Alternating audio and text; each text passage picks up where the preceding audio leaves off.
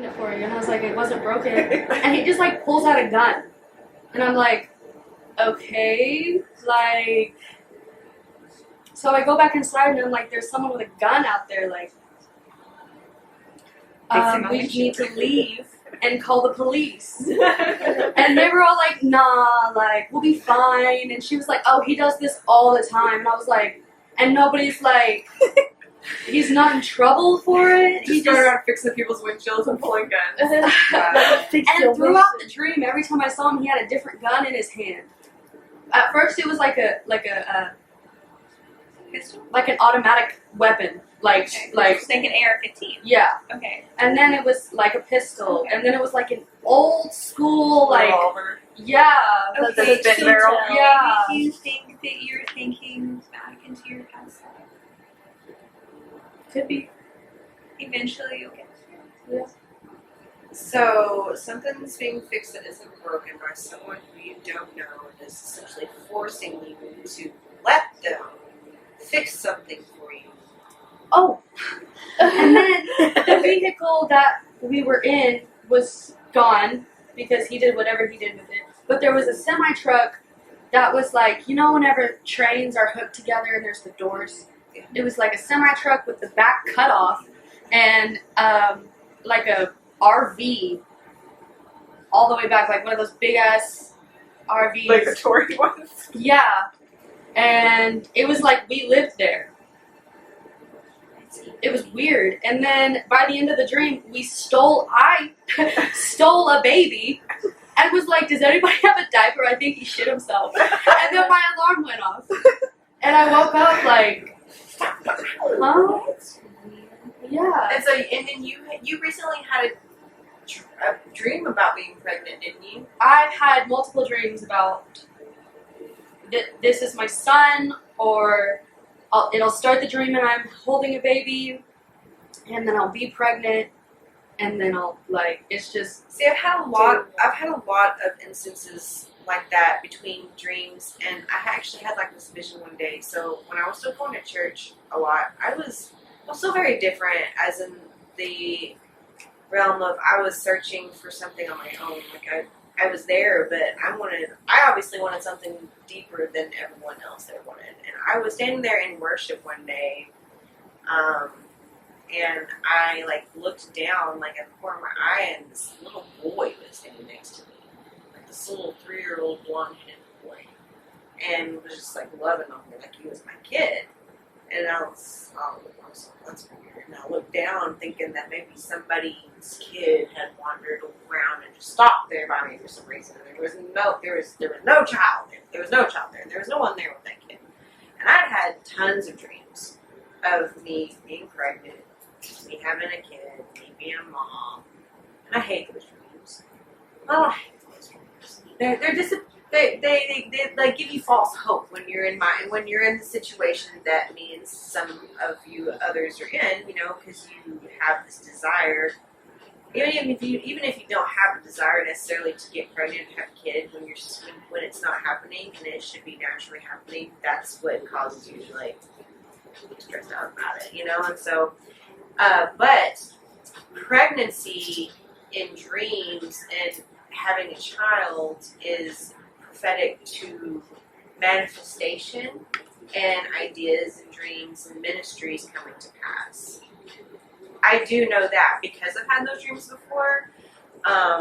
My best friend Heather, beautiful my world, and hopefully one of these days when she's here visiting me, you guys will get to meet her.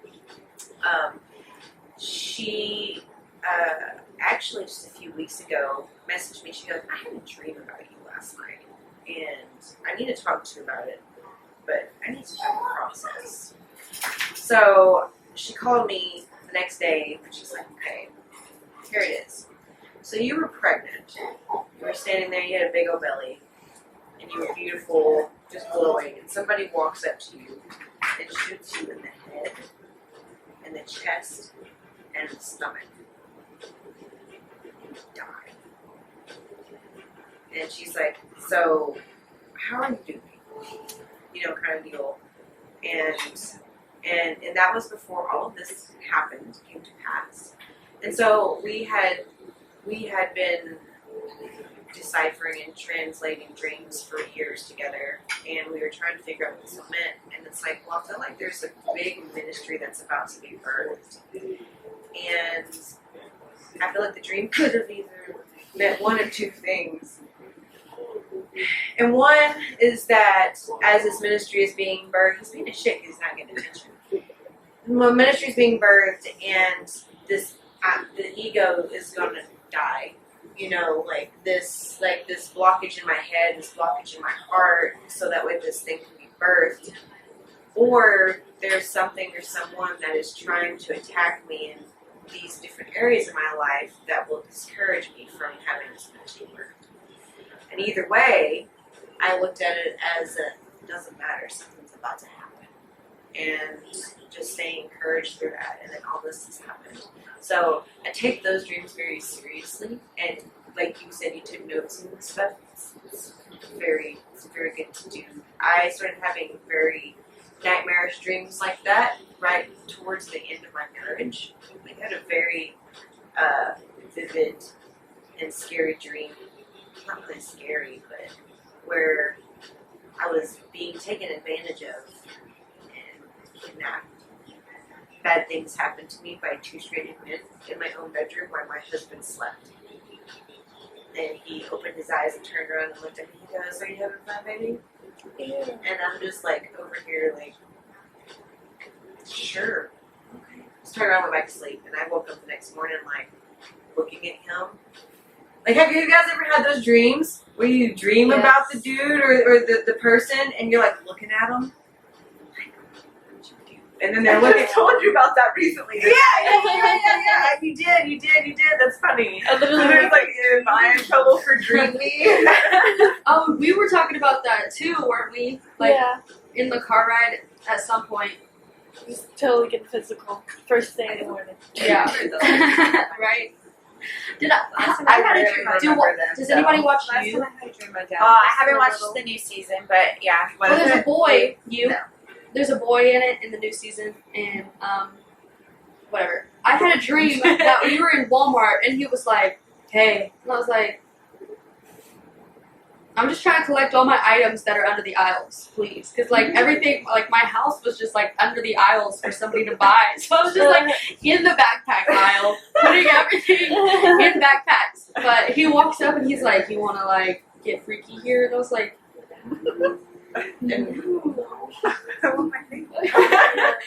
I've been having dreams a lot lately, but I'll wake up thinking about them, and then as soon as I try to think about them, it's gone.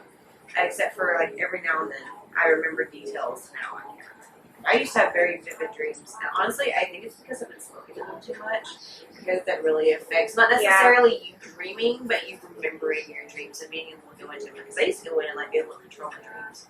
If you like stop smoking a little bit, like just stop for like a day or two, Break. you'll like have to vivid ass dreams. Oh yeah, absolutely. If I eat chocolate before bed, it's on. It's crazy. Spencer smokes too much before bed. He has like crazy dreams. There was one. It's my favorite dream. I came home late one night from something or another. We got in bed, and like as soon as like my pressure went into the bed, he like jumped up and like wrapped me up in a bear hug and like grabbed me and held on to me, and I'm like Thinking something was happening. he was dead asleep. Like I was like, what the hell just happened? He was like, thank God you found us, and I'm like, what? And he like let go of me and like rolled over and went back to bed. And I asked him about it the next morning, and he, for a long time, would have dreams like he was in the war. He was never in the military, nothing like that. His dad was, though. For 28 years, he was in the Navy. He wasn't necessarily in this lifetime. Yeah. And he had a dream that I airlifted him Dr. Pepper to their base. And that's why he was so thankful. We were gonna die. Dr. Pepper My favorite dream, it's fucking crazy. Probably ate chocolate before bed. It was my friend's wedding again, and so we were on our way to the venue, but I got a call that my dad's ex-wife died, so we had to go tour the scene for a funeral. Tour the scene at their funeral. I'm like in the dream, I was like freaking out, but like whenever I talk about it, it's the funniest thing. It's so hilarious. But we get there, And my friend's like, okay, we can just have the wedding here. We can just set my wedding up at your ex-stepmom's funeral while we look at her dead body. So we go into the kitchen and there's like blood everywhere. And I look up and see my grandpa and he's like beat up. Like he's got black eyes and like teeth are missing. And he's like, don't ask anybody what happened here. Oh my god, it was terrible. And then I woke up, went back to sleep, was in the same spot where I left off from the same dream, but instead it was my dad who died. And now our goal is to find Clemmy a boyfriend because she needs to get over dad. Clemmy's her name. So they've been divorced for like 7 years. And like it was like that in the dream. Like her husband was there, but we were like, we need to find her a boyfriend because I'm sure she's so sad. My dad's dead. And so we find her a boyfriend. And then the funeral / wedding is over. And I gotta go grab my shoes because they're everywhere. All my shoes that I own are everywhere. So I have to go pick them all up. And I walk into the back room and Clemmy and her new BF are banging. And I'm like, okay, grab my shoes, and then we leave and we go to my old school. That is now like, I don't know, celebrities are there, like sitting at the lunch table with like tablecloths and like a flower, you know. And I see What single daisy? literally. So I see Channing Tatum, and I'm like, Channing Tatum.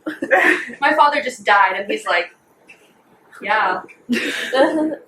Cool. And then I woke up, and that's my favorite dream that I've ever I feel had. like that would be his response. Yeah. Did you ever have like reoccurring dreams that you remembered and had them over and over? Oh, absolutely. I did only when I was younger. And it was a specific dream of I was in Fayetteville with my friend, or in Fort Smith with my friend Kat, and it was like, oh my god, I have to get home before my curfew, and I never had a fucking curfew. And so like we're racing down the interstate to get home, and we get to my house and it's on fire, and my parents' cats are running around outside, and I wake up. So It's a short dream. one of the dreams that I've had, like, But it was like all night, like it was like a whole ordeal. Like, Yeah. you know, it took forever to get where we were mine was going. weird. But like it was. I dreamed of my dad dying like a few times, and it was like always by snake bite. And so anytime I had this dream, and this has just happened like the last few years. So anytime I had this dream, I would tell my mom and my parents have been divorced for several years, you know, because I feel like an angel in this dream. But then I would like just text my dad just to see how he was doing, check on him and stuff. And so like all this revelation that I've had with the serpent, the snake, and everything that I've been getting into. I asked him about it one day, like if he'd seen any snakes, and he was like calling me, like, why are you asking me about snakes? And so I decided to tell him that I had this dream about him dying from snake bite over the last few years, and like the new revelation that I had about the serpent and the big deal in the Bible, and that's still very much Christian and ministry, but he will listen and not judge me when I talk to him. And so, but you can hear that in his voice, like. I try to explain to him, I've decided that I don't feel like I'm seeing a premonition of your death, but of like an awakening. And I tried to explain that to him, and he was like on board with it, but just scary. I think one of these days, whenever he like sees something or something like experiences it, he'll be like, oh, there you go. Yeah. See, when I was a kid, I had a dream of being up at a house on a hill, and there being these. Have y'all seen Kill Bill? Yes. You know the stairs? Yeah. Those stairs. Okay. And I'm being chased by spirits down these stairs. And we get to the bottom, and it's a forest, and the trees are alive. And I like kind of like Alice in Wonderland, but I jump inside of a tree and the spirits go past me and the trees just start talking and going about their business.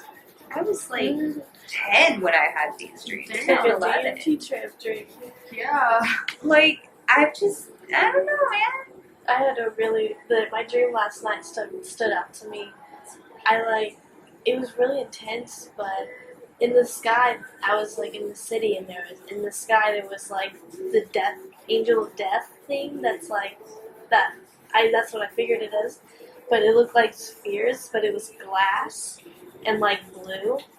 And it was flying down, and it like landed in front of me, and people were watching this happen with me. And then it was like this huge, like 360 looking glass, and it was just a reflection of me and everything behind me. And someone's like, "You need to take a picture of that." And I was like, took a picture of it, and then it like just disappeared. And That then was last night.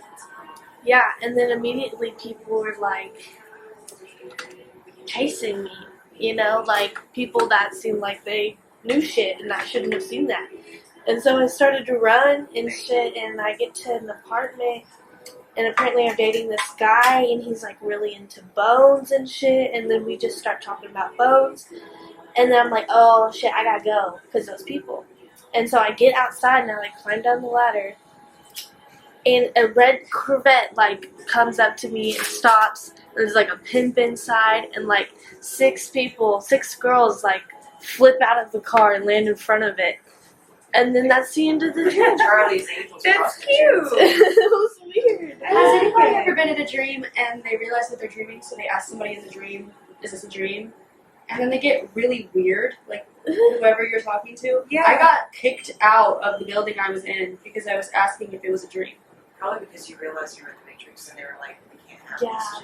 Yeah, So the other she's gonna day, wake everybody up. the other day I drove by a place, and I was like, I've had a dream about that place, and I had instant deja vu. And I was like, I must have been in this place in a different lifetime, but in a different way. I was driving through Mississippi, and I was in Tupelo, and this girl put shrooms in my smoothie, and I didn't know. Oh, yeah, you can't do that. Oh, it was great because Okay. I found out halfway through the drive. It was only an hour drive. But I was like, okay, Brittany, you know where you're going. I don't know why you're freaking out. You've been here before. It's right around the corner, and I made it. I've never been there before. I know where I am. It's weird. It was weird. I've actually been hearing a lot of that whole deja vu and then dreaming of being like you drive by a place and then you feel like, man, I feel like I dreamed about this place before. And Yeah. really it's just like a flashback from previous lives or something. Like exactly what happened. I woke up to Drew telling me this morning that he had a dream that we crashed a plane together. And I'm just like, so we crashed and burned, huh? So basically, what I'm hearing is we're They are- soulmates. I'm like, were you Twin flying flames. this Yeah. plane? Since I've met Trey, I've like anytime I dream, he's in it. Since the first day we met. Yeah. I used to be one of those people that I would like dream about people, and it was like I could see their faces so vividly. Prevented, and a lot of it can be reversed, but it takes education and effort. A lot of it takes education and effort, and like you starting your girl out so young, you know, teaching her about her health will do a lot of preventing. Yeah, Macy had UTIs from like the time she was 2 till the time she was 4, really Mhm. bad. And we had just potty trained her, and she had had 6 in a year. And so then they have to do something called, I don't remember what the technical term is, but it's a VCUG test where they catheterize her, fill up her bladder till it's completely full. She lays on an X-ray table, and then she has to pee on the table while they take X-rays to make sure she didn't have backlash up into her kidneys.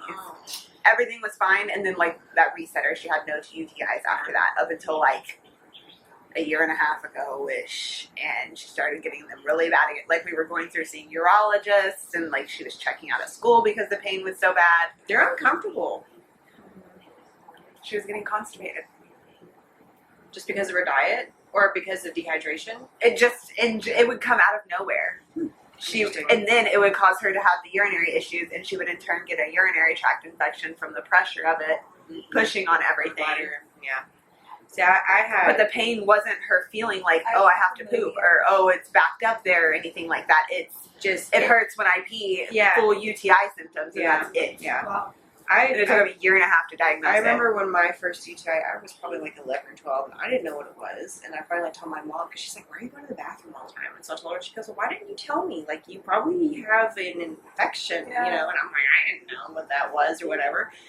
And so ever since then, I have struggled with them over the years, kind of deal, and it would get to the point where you just become so accustomed to it that you learn to live with the discomfort and assume that you're gonna wash it out with water. And I would eventually go to the doctor.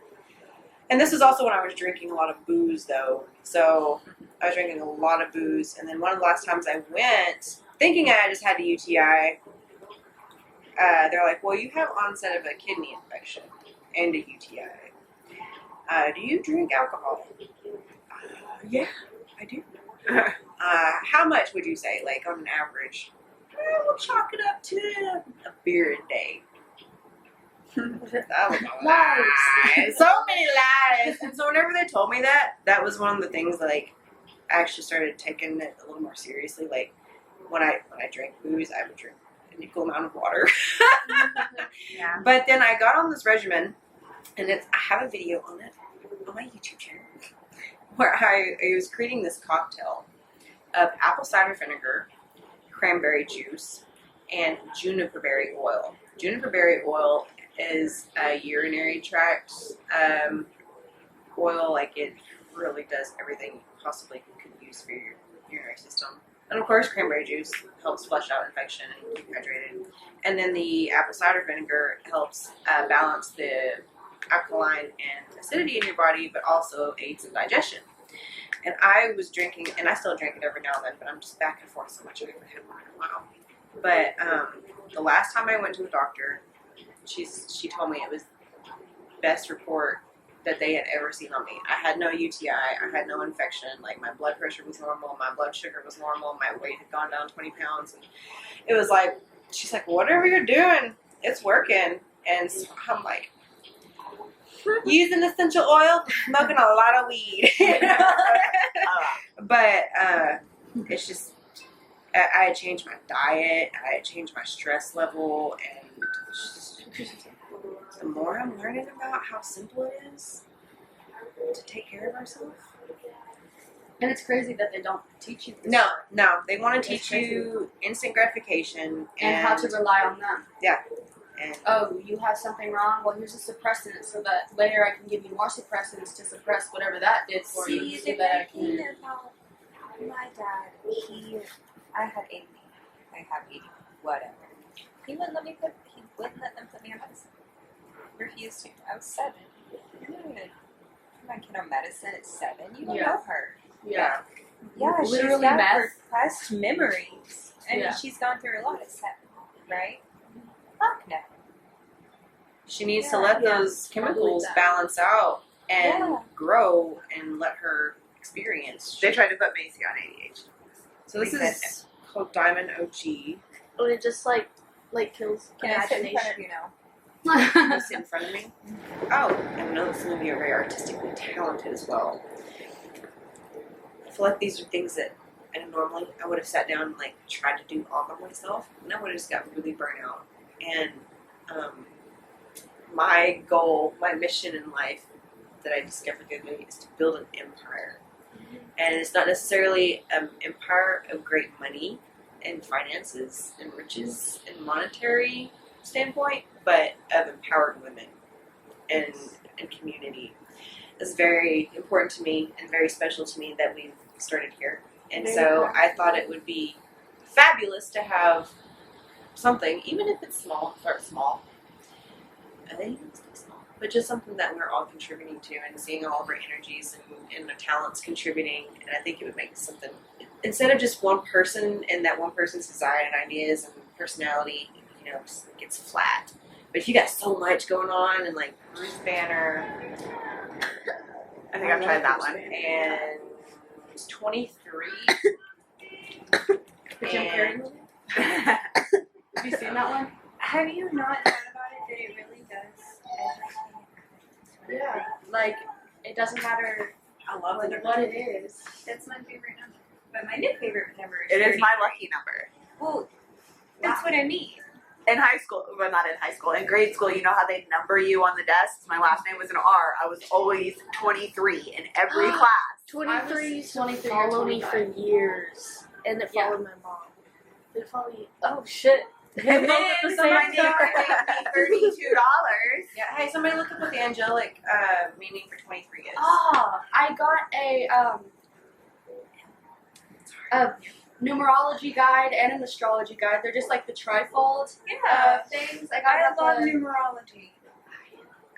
1, 2, 3, 4 follows me around. Every time I look at the clock. 8/13.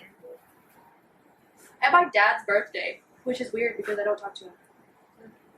And it's followed me around my entire life. Okay. Ashtray. The giant one right there. The number there's 23, what does it one. mean? The angel number 23 is a blend of the energies of the numbers 2 and 3. The number 2 symbolizes teamwork, beliefs, tact, spirituality, responsibilities, contradictions, stability, etc. The number 3 symbolizes development, eloquence, imagination, support, perception, hope, and realization.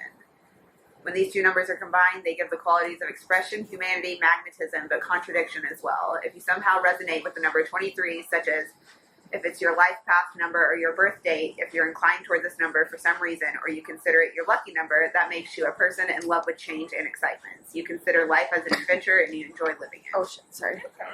I swear that There's like a whole bunch more, but it's just more about like what kind of a person resonates with that number. So I heard The rest of it. spirituality too. that number started following me after I watched the movie. Number 23. The number people are 20. very sensitive. Yeah. They are also Jim Carrey. carrying. Yes. Such a good movie. Jesus, That's crazy. Double 'cause it fisted. literally started following You're me good. after I watched that. Really? Yeah, Can't wait till we have 23. 2 years. Goddesses in this place. Yes. Dude, That'll be a lot. We're gonna need. I'm gonna gonna need get a venue. it's Ooh, that's a good chunk. I showed it. I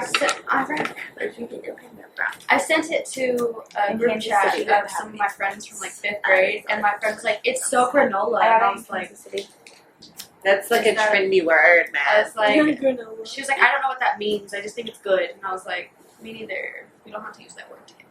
It's not granola. It's a crystal. Like you shouldn't eat it. Like don't bite into it. That's what I was saying. Forbidden jelly beans.